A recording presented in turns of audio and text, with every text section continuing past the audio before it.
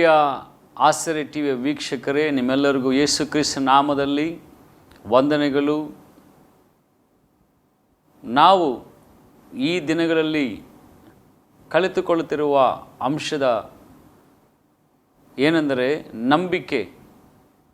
ನಂಬಿಕೆಯಿಂದ ಏನೆಲ್ಲ ಆಗುತ್ತದೆ, ಏನೆಲ್ಲ ಮಾಡಬಹುದು, ನಂಬಿಕೆಯ ಒಂದು ಮುಖ್ಯತ್ವತೆ ನಮ್ಮ ಜೀವನದಲ್ಲಿ ಯಾಕೆ ಬೇಕು ಎಂದು ನಾವು ಈ ಸತ್ಯವೇದ ಶಾಲೆ ಕಾರ್ಯಕ್ರಮದಲ್ಲಿ ನಾವು ಅಧ್ಯಯನ ಮಾಡುತ್ತಾ ಇದ್ದೀವಿ. ಇವತ್ತು ಒಂದು ಅಂಶದೊಂದಿಗೆ ನಾನು ನಿಮ್ಮೊಂದಿಗೆ ಸತ್ಯವೇದದಿಂದ ಕೆಲವು ಕಾರ್ಯಗಳನ್ನು ಧ್ಯಾನಿಸಬೇಕೆಂದು ಆಶಿಸಿ, ನಂಬಿಕೆಯಿಂದ ಸ್ವಸ್ಥತೆ ಅಥವಾ ಆರೋಗ್ಯ ಹೊಂದಿಕೊಳ್ಳಬಹುದು. ನಮ್ಮ ಜೀವನದಲ್ಲಿ ಅನೇಕ ಸಮಯಗಳಲ್ಲಿ ಅನಾರೋಗ್ಯದ ಕಾರ್ಯಗಳು, ವಾಸಿಯಾಗದ ಕಾರ್ಯಗಳು, ಅನೇಕ ಕಾರ್ಯಗಳನ್ನು ನೋಡಬಹುದು. ಆದರೆ ದೇವರಲ್ಲಿ ನಂಬಿಕೆ ಇಡುವಾಗ ನಮಗೆ ಅದ್ಭುತಗಳು ಉಂಟಾಗುತ್ತದೆ ಎಂದು ಸತ್ಯವೇದದಲ್ಲಿ ಅನೇಕ ಸ್ಥಳಗಳಲ್ಲಿ ನಾವು ನೋಡಬಹುದು. Today we going to deal about the faith and the healings by faith, or by faith we can receive the everlasting healing, complete healing from the faith ಎಂದು ನಾವು ಧ್ಯಾನಿಸಕ್ಕೆ ನಾವು ಹೋಗುತ್ತಾ ಇದ್ದೇವೆ. ಹೀಲ್ಡ್ ಬೈ ಫೇತ್, ನಂಬಿಕೆಯಿಂದ ಸ್ವಸ್ಥರಾದ ಅನೇಕರ ಜೀವನಗಳನ್ನು ನಾವು ಸತ್ಯವೇದದಲ್ಲಿ ನೋಡಬಹುದು. ನಮ್ಮ ಜೀವನದಲ್ಲಿ, ನಮ್ಮ ಆತ್ಮಿಕತೆಯ ಜೀವನದಲ್ಲಿ, ನಮ್ಮ ಬಾಳಿನಲ್ಲಿ ನಂಬಿಕೆ ಅನ್ನೋದು ತುಂಬ ಮುಖ್ಯವಾಗಿದೆ.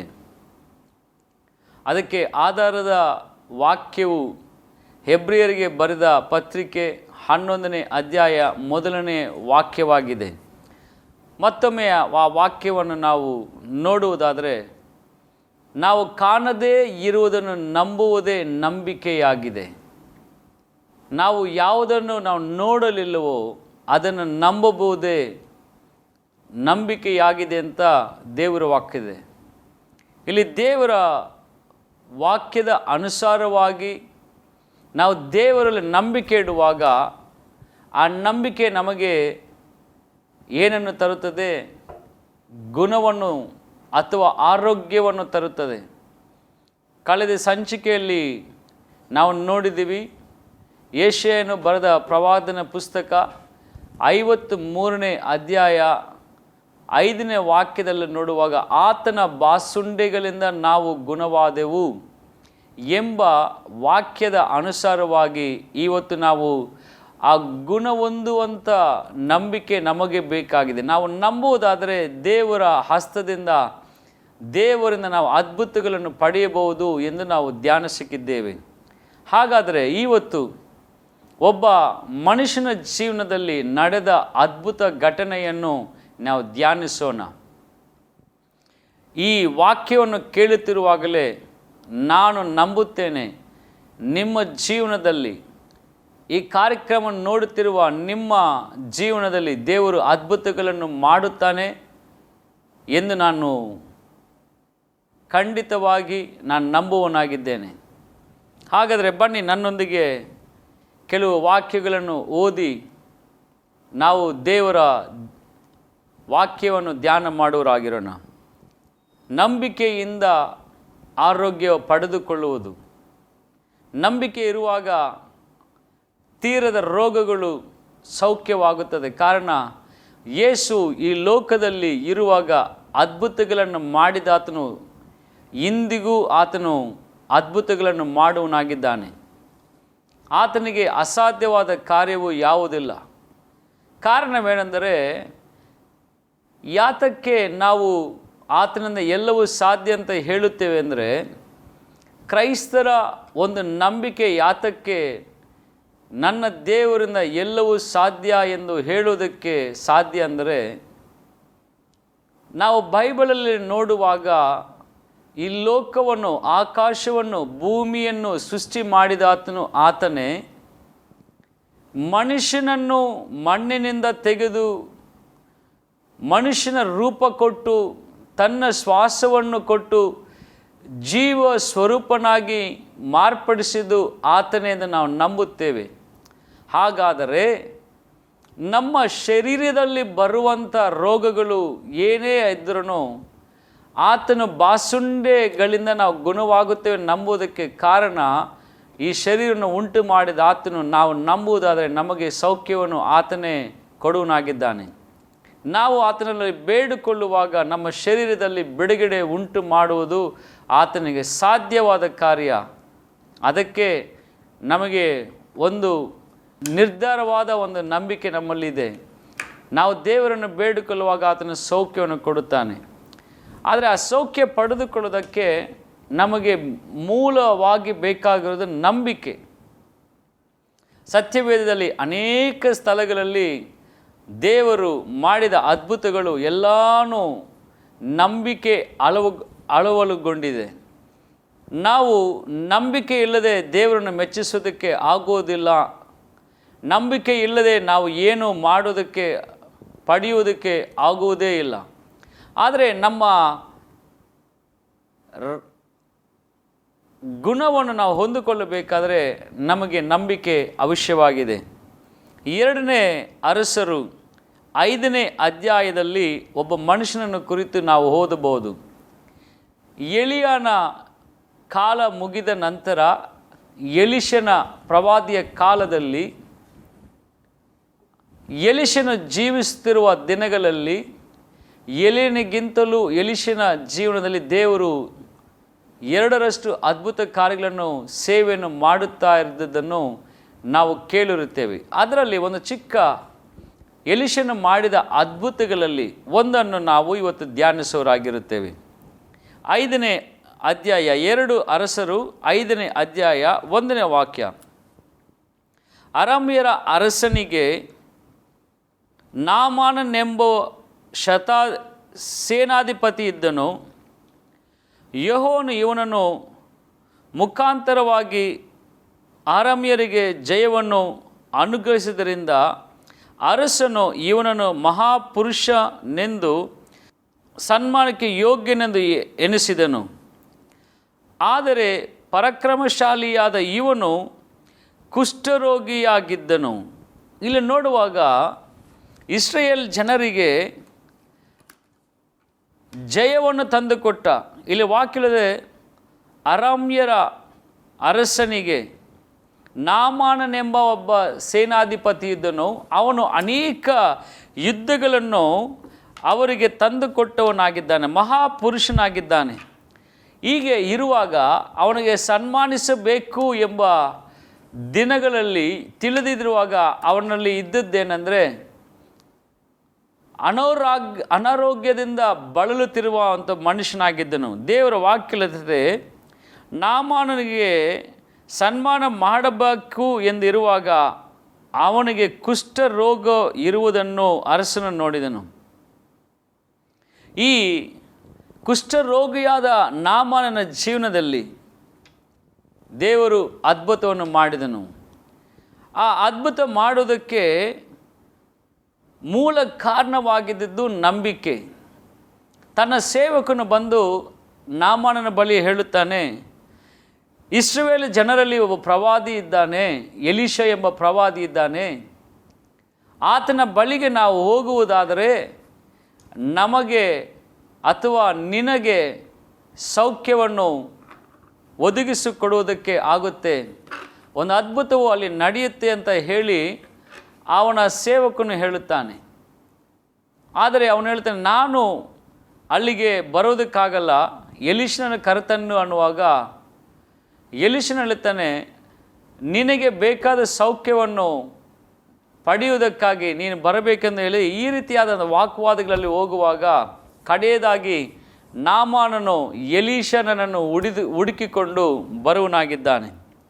ಇಲ್ಲಿ 13ನೇ ವಾಕ್ಯದಲ್ಲಿ 2ನೇ ಅರಸರು 5ನೇ ಅಧ್ಯಾಯ 13ನೇ ವಾಕ್ಯದ ನೋಡುವಾಗ, ಆಗ ಅವನ ಸೇವಕರು ಹತ್ತಿರಕ್ಕೆ ಬಂದು ಅವನಿಗೆ, ಅಪ್ಪನವರೇ, ಪ್ರವಾದಿಯು ಒಂದು ಕಠಿಣವಾದ ಕೆಲಸವನ್ನು ಹೇಳಿದ್ದಾರೆ, ಅದನ್ನು ಮಾಡುತ್ತಿದ್ದೀರಲ್ಲ, ಹಾಗಾದರೆ ಸ್ನಾನ ಮಾಡಿ ಶುದ್ಧವಾಗು ಎಂದು ಹೇಳಿದರೆ ಯಾಕೆ ಅದರಂತೆ ಮಾಡಬಾರದು ಅಂದರು.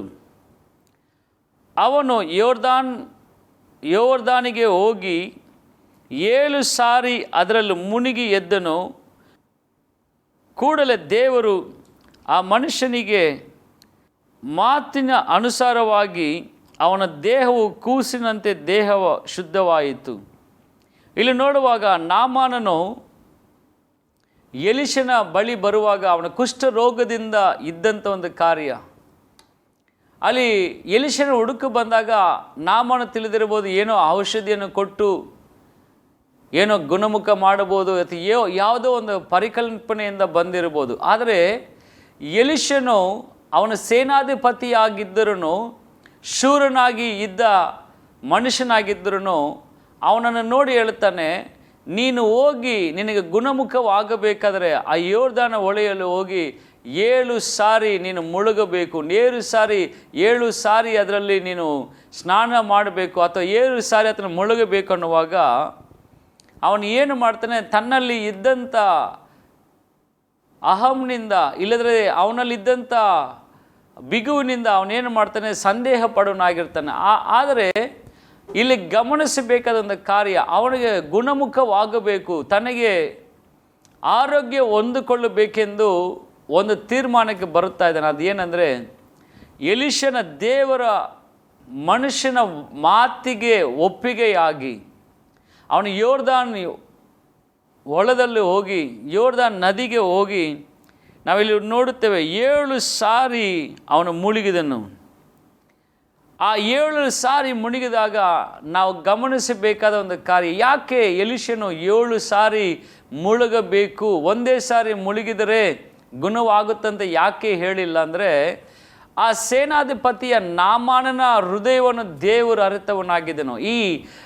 ಈ God knows every one hearts, ದೇವರು ಎಲ್ಲರ ಹೃದಯವನ್ನು ಅರಿತವನಾಗಿದ್ದಾನೆ.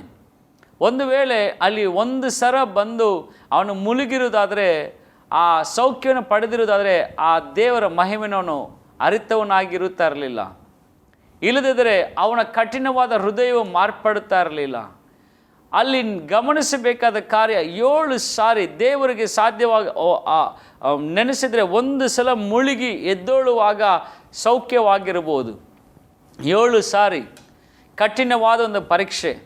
ನಮಗೂ ನಮ್ಮ ಜೀವನದಲ್ಲಿ ಅನೇಕ ಸಲ ಈ ರೀತಿ ಕಾರ್ಯಗಳು ಉಂಟಾಗುತ್ತದೆ.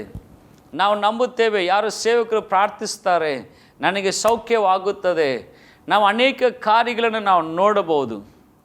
ಆದರೆ ದೇವರು ನಮ್ಮ ನಂಬಿಕೆಯನ್ನು ನೋಡುವನಾಗಿದ್ದಾನೆ. ಒಂದು ವೇಳೆ ನಾಮಾನನು ಎಲಿಷನ ಮಾತನ್ನು ಕೇಳಿ ನೆನೆಸಿರ್ಬೋದು, ಏನು ಹೇಳುತ್ತಾ ಇದ್ದಾನೆ ನೋಡೋಣ ಅಂತ. ಆದರೆ ಮೊದಲನೇದಾಗಿ ನೋಡುವಾಗ ಆ ಮಾತಿಗೆ ವಿಧೇಯನಾದ ಕಾರ್ಯವನ್ನು ನಾವು ನೋಡ್ತಾ ಇದ್ದೀವಿ.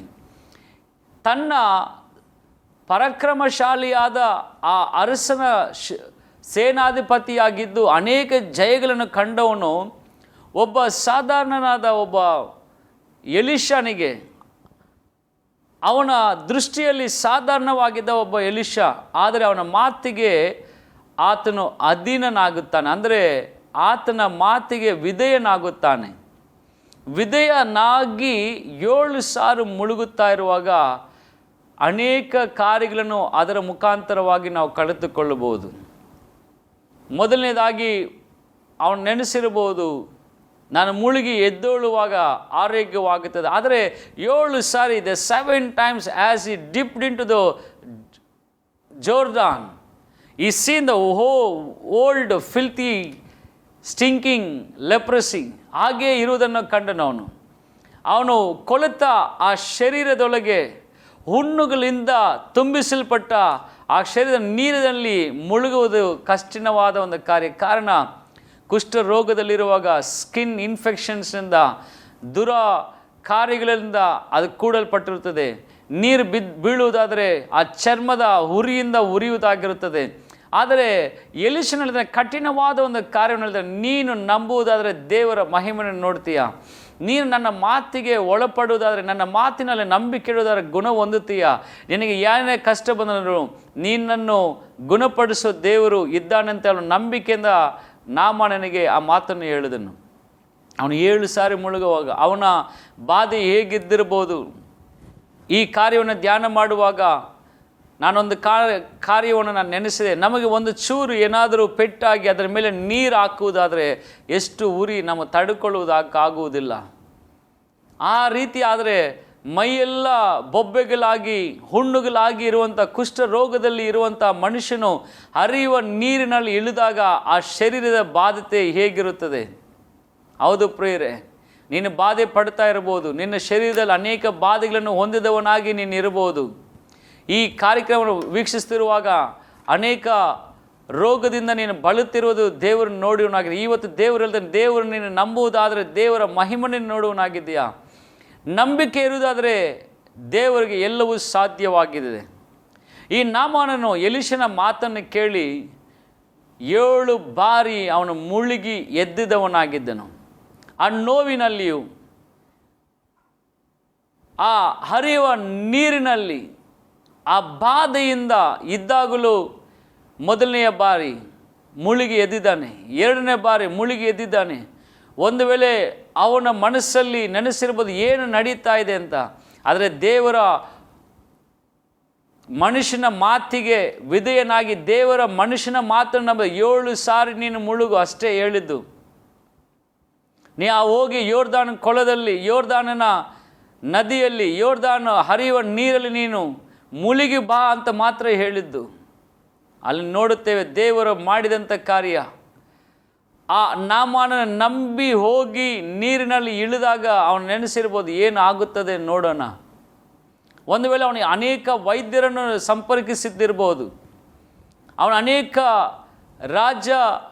ರಾಜನಿಗೆ ಆಪ್ತನಾಗಿರುವಂಥ ಬೆಸ್ಟ್ ಮೆಡಿಸಿನ್ಸ್ ಯೂಸ್ ಮಾಡಿರ್ಬೋದು. ಎಲ್ಲ ಪ್ರಯತ್ನಗಳಲ್ಲಿ ಅವನು ಸೋತವನಾಗಿದ್ದಿರ್ಬೋದು. ಆಗಲೇ ಅವನ ಸೇವಕನು ಬಂದು ಹೇಳ್ತಾನೆ, ಇಸ್ರಾಯೇಲ್ ಜನರಲ್ಲಿ ಒಬ್ಬ ಪ್ರವಾದಿ ಇದ್ದಾನೆ, ಅವನ ಮಹತ್ವವಾದ ಕಾರ್ಯಗಳನ್ನು ಮಾಡುತ್ತಾ ಇದ್ದಾನೆ, ಅವನನ್ನು ನಾವು ಅಣುಗುವುದಾದರೆ, ಆತನನ್ನು ನಾವು ಹೋಗಿ ನೋಡುವುದಾದರೆ ನಿನಗೆ ಗುಣಮುಖ ಆಗುತ್ತದೆ ಎಂದು ಅವನು ಹೇಳಿದಾಗ ನಾಮನ ಅದನ್ನು ಕೇಳಿ ಅದನ್ನು ನಂಬಿ ಬಂದಿದ್ದನು. ಆ 7 ಬಾರಿ ಅವನು ಮುಳುಗಿ ಎದ್ದಿದಾಗ ದೇವರ ವಾಕ್ಯ ಹೇಳ್ತಾವೆ ನಂಬಿಕೆಯ ಪ್ರತಿಫಲವನ್ನು ಅಲ್ಲಿ ನೋಡ್ತಾನೆ. 7 ಬಾರಿ ಹೋಗು ನೀನು ಮುಳುಗು. ಒಂದು ವೇಳೆ ಎಲೀಷನನ್ನು ಪ್ರಶ್ನಿಸಿದ್ದಿರ್ಬೋದು, ಅದನ್ನು ಪ್ರಶ್ನೆ ಮಾಡಿದೆ, ಅದನ್ನು ನಂಬಿ ಹೋದಾಗ ಅಲ್ಲಿ ಏನಾಯಿತು? ಆ ವಾಕ್ಯ ಹೇಳುತ್ತದೆ 2ನೇ ಅರಸ 5ನೇ ಅಧ್ಯಾಯ 14ನೇ ವಾಕ್ಯದಲ್ಲಿ ನೋಡುವಾಗ, ಅವನು ಯೋರ್ದಾನಿಗೆ ಹೋಗಿ 7 ಸಾರಿ ಅದರಲ್ಲಿ ಮುಳುಗಿ ಎದ್ದಿದನು. ಕೂಡಲೇ ದೇವರ ಮನುಷ್ಯನು ಮಾತಿನಗನುಸಾರವಾಗಿ ಅವನ ದೇಹವು ಕೂಸಿನ ದೇಹದಂತೆಯೇ ಶುದ್ಧವಾಯಿತು. Praise the Lord. ದೇವರ ಮನುಷ್ಯನ ಮಾತಿನ ಅನುಸಾರವಾಗಿ, ಮಾತಿನಂತೆಯೇ ದೇವ ಮನುಷ್ಯರ ಮಾತನ್ನು ನಾವು ಲಕ್ಷಿಸುವವರಾಗಿರಬೇಕು. ದೇವರ ವಾಕ್ಯವನ್ನು ನಿಮಗೆ ತರುವಂಥ ದೇವ ಸೇವಕರನ್ನು ನೀವು ಅವರ ಮಾತನ್ನು ಘನಪಡಿಸಿ, ಕಾರಣ ದೇವರ ಮಾತನ್ನು ನಾವು ಘನಪಡಿಸೋರಾಗಿರುತ್ತೇವೆ. ಈ ಸಮಯದಲ್ಲಿಯೂ ಈ ಕಾರ್ಯಕ್ರಮ ವೀಕ್ಷಿಸ್ತಿರುವ ನೀನು ಯಾವ ರೋಗದಲ್ಲಿ ಇದ್ದರೂ, ಯಾವ ರೀತಿಯ ಬಾಧೆಯಲ್ಲಿ ಇರುವುದಾದ್ರೂ, ಈ ಮಾತನ್ನು ನೀನು ನಂಬುವುದಾದರೆ, ಈ ಸಮಯದಲ್ಲಿ ನೀನು ನಂಬುವುದಾದರೆ, ದೇವರು ಹೇಳಿದನ್ನು ನೀನು ಮಾಡುವುದಾದರೆ, ದೇವ ಸೇವಕರು ಹೇಳುವುದನ್ನು ನೀನು ಮಾಡುವುದಾದರೆ, ನಿನ್ನಲ್ಲಿ ನಂಬಿಕೆ ಇರುವುದಾದರೆ, ನಿನ್ನ ನಂಬಿಕೆ ನಿನ್ನನ್ನು ಸುಖಪಡಿಸುವುದಾಗಿದೆ, ನಿನ್ನ ನಂಬಿಕೆ ನಿನ್ನ ವ್ಯಾಧಿಯನ್ನು ಗುಣಪಡಿಸುವುದಾಗಿರುತ್ತದೆ.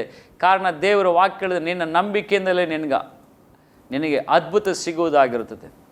ನಿನ್ನ ನಂಬಿಕೆ ನಿನ್ನ ಸ್ವಸ್ಥ ಮಾಡಿತ್ತು ಎಂದ ವಾಕ್ಯದ ಪ್ರಕಾರವಾಗಿ ನಾಮಾನನು ನಂಬಿಕೆಯಿಂದ ನದಿಯೊಳಗೆ ಇಳಿದಾಗ ದೇವರ ವಾಕ್ಯ ಹೇಳುತ್ತದೆ, ಅವನ ದೇಹವು ಕೂಸಿನ ದೇಹದಂತೆ ಶುದ್ಧವಾಯಿತು. ಅವನು 7 ಸಾರಿ ಮುಳುಗಿ ಎದ್ದಿದಾಗ ಅವನ ಶರೀರವನ್ನು ನೋಡ್ತಾನೆ. ತನ್ನ ತಾಯಿಯ ಗರ್ಭದಿಂದ ಹೊರಬಂದಾಗ ಎಷ್ಟು ಮೃದುವಾದ ಶರೀರವಾಗಿತ್ತೋ ಹಾಗೆಯೇ ನಾಮಾನನ ಶರೀರವು ಮಾರ್ಪಟ್ಟಿತು. ದೇವರಿಂದ ಅಸಾಧ್ಯವಾದ ಕಾರ್ಯವು ಒಂದೂ ಇಲ್ಲ. ಆತನಿಗೆ ಎಲ್ಲವೂ ಸಾಧ್ಯವಾಗಿದೆ. ನಿನ್ನ ನಂಬುವುದಾದರೆ ಈಗಲೇ ದೇವರು ನಿನ್ನನ್ನು ಮುಟ್ಟಿ ಸ್ವಸ್ಥಪಡಿಸೋದಕ್ಕೂ ನಿನ್ನ ಜೀವನದಲ್ಲಿ ಅದ್ಭುತವನ್ನು ಮಾಡೋದಕ್ಕೂ ಆತನ ಸಿದ್ಧ. ಆದರೆ ನಮಗೆ ಬೇಕಾಗಿರೋದು ನಂಬಿಕೆ ಇಲ್ಲದೆ ನಾವು ದೇವರನ್ನು ಮೆಚ್ಚಿಸೋದಕ್ಕಾಗೋದಿಲ್ಲ. ನಾವು ಪ್ರಾರ್ಥನೆ ಮಾಡ್ತೀವಿ, ದೇವರು ನನಗೆ ಸೌಖ್ಯ ಕೊಡು ಅಂತ. ಆದರೆ ನಮ್ಮ ಮನಸ್ಸಿನಲ್ಲಿ ಸಂದೇಹ ಪಡುವುದಾದರೆ ನಮಗೆ ಯಾವುದೂ ಆಗಲಿಲ್ಲ. ನಾಹಮಾನನು ಸಂದೇಹ ಪಡದೆ 7 ಬಾರಿ ಆ ನದಿಯಲ್ಲಿ ಮುಳುಗಿದನು, ಅವನ ಆರೋಗ್ಯವನ್ನು ಹೊಂದಿಕೊಂಡನು. ಹೌದು ಪ್ರಿಯರೇ, ದೇವರ ಮಾತಿನ ಅನುಸಾರವಾಗಿ ನಾನು ನಡೆಯುವಾಗ, ನಂಬುವಾಗ ನಮಗೆ ಅದ್ಭುತಗಳು ದೇವರು ನಿಶ್ಚಯವಾಗಿ ಮಾಡುತ್ತಾನೆ. ಈ ವಾಕ್ಯದ ಮೂಲಕವಾಗಿ ಈ ಸಂಚಿಕೆಯ ಅಧ್ಯಯನದ ಮೇಲೆ, ಈ ನಂಬಿಕೆಯ ಕುರಿತು ಧ್ಯಾನ ಮಾಡುತ್ತಿರೋ ಈ ಸಂಚಿಕೆಯಲ್ಲಿ ಈ ಮಾತುಗಳು ನಿನ್ನಲ್ಲಿ ಹೊಸ ನಂಬಿಕೆ ಹುಟ್ಟಿಸಿದೆ ಎಂದು ನಾನು ನಂಬುತ್ತೇನೆ. ಇವಾಗಲೂ ನಾನು ಪ್ರಾರ್ಥನಿಸುವವನಾಗಿದ್ದೇನೆ. ಒಂದು ವೇಳೆ ಈ ಕಾರ್ಯಕ್ರಮ ನೋಡುತ್ತಿರುವ ನಿಮ್ಮಲ್ಲಿ ಯಾರಾದರೂ ಅನಾರೋಗ್ಯದಿಂದ ರೋಗ ಪೀಡಿತರಾಗಿ ಇರುವುದಾದರೆ, ನೀವು ಇರುವಂಥ ಸ್ಥಳದಲ್ಲಿ ನನ್ನೊಂದಿಗೆ ಸೇರಿ ಪ್ರಾರ್ಥಿಸಿರಿ. ನಾನು ನಂಬುತ್ತೇನೆ, ನಾನು ಈ ಸ್ಟುಡಿಯೋದಿಂದ ಪ್ರಾರ್ಥಿಸುವಾಗ, ಈ ಕಾರ್ಯಕ್ರಮ ನೀವು ನೋಡ್ತಿರೋ ಈ ಸಮಯದಲ್ಲೇ ನಿಮ್ಮಲ್ಲಿ ದೇವರು ಅದ್ಭುತವನ್ನು ಮಾಡುವನಾಗಿದ್ದಾನೆ. ನಿಮ್ಮ ರೋಗಗಳನ್ನು ಸೌಖ್ಯ ಮಾಡುವನಾಗಿದ್ದಾನೆ. ಕಾರಣ ನನ್ನ ದೇವರಿಗೆ ಅಸಾಧ್ಯವಾದ ಕಾರ್ಯವು ಯಾವುದೂ ಇಲ್ಲ. ನಮ್ಮನ್ನು ಬಹಳವಾಗಿ ಪ್ರೀತಿಸುವ ಸ್ವರ್ಗೀಯ ಪರಲೋಕ ತಂದೆಯೇ, ನಿನ್ನ ವಾಕ್ಯವು ಹೇಳುತ್ತದೆ, ನಿನ್ನ ನಾಮದಲ್ಲಿ ನಾವು ಏನನ್ನು ಬೇಡಿಕೊಂಡರೂ ಅದನ್ನು ಕೊಡುವನಾಗಿದ್ದೀಯ ಅಂತ. ನಾವು ನಂಬುತ್ತೇವಪ್ಪ. ನಿನ್ನ ವಾಕ್ಯವನ್ನು ನಾವು ನಂಬುವರಾಗಿ ನಾವು ಬಂದಿದ್ದೇವೆ. ನಿನ್ನ ಕೇಳು ನಾನು ಕೊಡುವೆ ಅಂತ ಹೇಳಿದೆಯಲ್ಲ, ನಿನ್ನ ಜನರಿಗಾಗಿ ನಾವು ಬೇಡುವರಾಗಿದ್ದೇವೆ.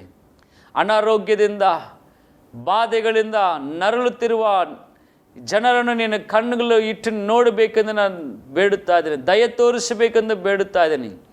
ನಾಮಾನನು ನಿನ್ನ ವಾಕ್ಯವನ್ನು ಕೇಳಿದ್ದೀವಪ್ಪ. ನಾಮಾನನ ಜೀವನದ ವಾಕ್ಯವನ್ನು ನಾವು ಕೇಳಿದ್ದೀವಿ. ನಾಮಾನನು ಎಲೀಷನ ಮಾತಿನಂತೆ ಮಾಡಿದಾಗ ಅವನ ಕುಷ್ಠವು ನೀಗಿ ಕೂಸಿನಂತೆ, ಕೂಸಿನಂತೆ ಅವನ ದೇಹವು ಮಾರ್ಪಟ್ಟಿತು ಎಂದು ನಾವು ಧ್ಯಾನಿಸಿದ್ದೇವೆ.